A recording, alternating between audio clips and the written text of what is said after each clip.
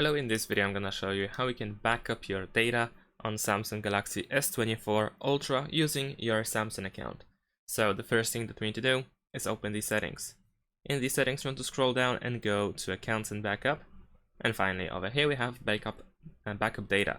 And if you open over here, you can choose what you want to back up. So if you want to back up call logs, then tap on the slider. You can do the same with messages, contacts, calendar, and so on and so forth. And of course, if you scroll down, you will also find the option to auto backup while roaming. So if you want to do the backup even if you are using roaming, then of course you can tap on the slider. And in addition to that, if you want to immediately perform the backup, then you have the backup now button at the bottom of the screen. So if you press on it, then you will do the backup.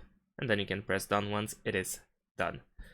Also, in the top right corner, you can press these three dots in order to open more information if you want to learn a little bit more about the backup and how it works. Thanks for watching, leave a like and subscribe to my channel, and see you in my next videos. Bye!